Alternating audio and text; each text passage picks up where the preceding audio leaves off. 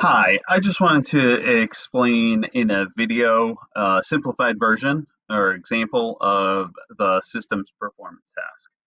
So I'm just making up random items that I'm going to sell. I'm creating like a business that I am trying to create two equations for.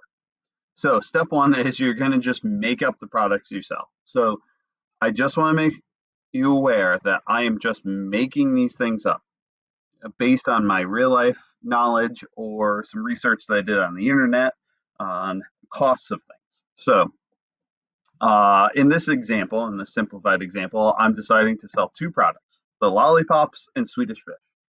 So, I'm going to sell lollipops for 75 cents. Again, made this number up. And Swedish fish for $1.25. Again, I'm just making this stuff up. Okay. I want to make at least $10 per week.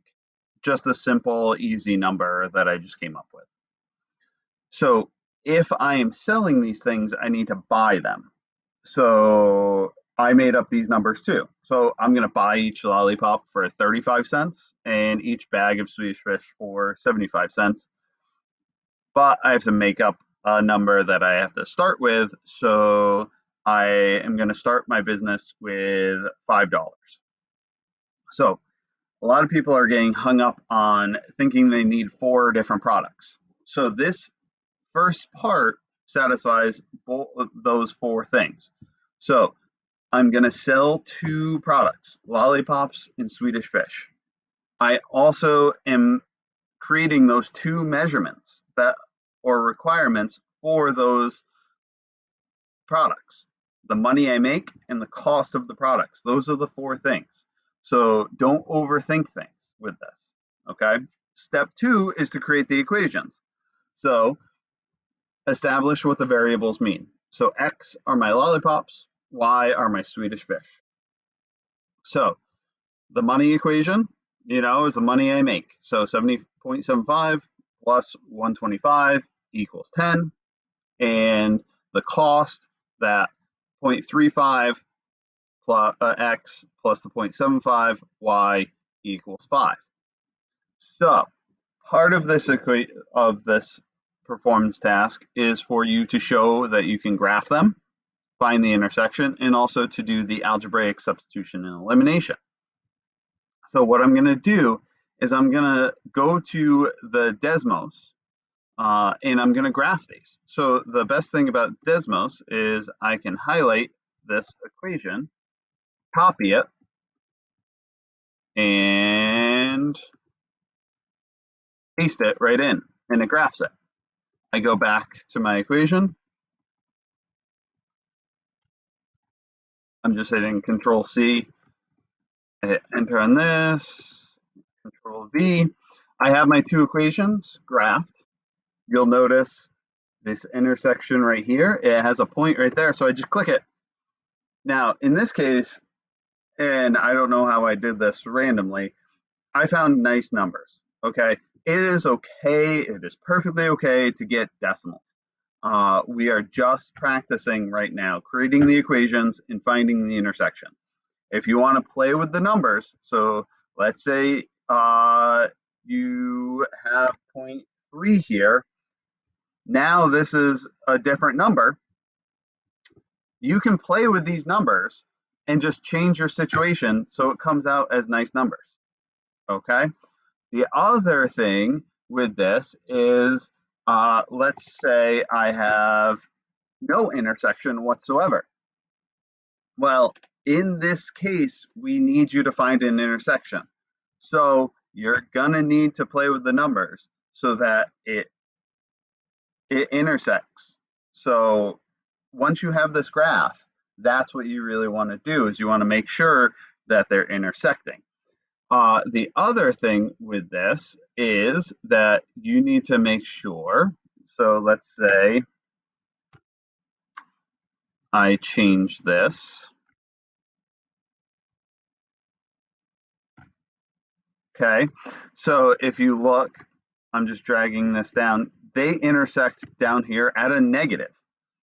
Well, we don't want them to intersect at a negative anything.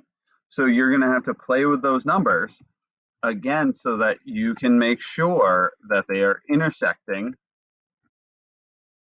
in that where they're both positive. Okay. All I'm going to do is I'm going to take a screenshot of this graph with these equations.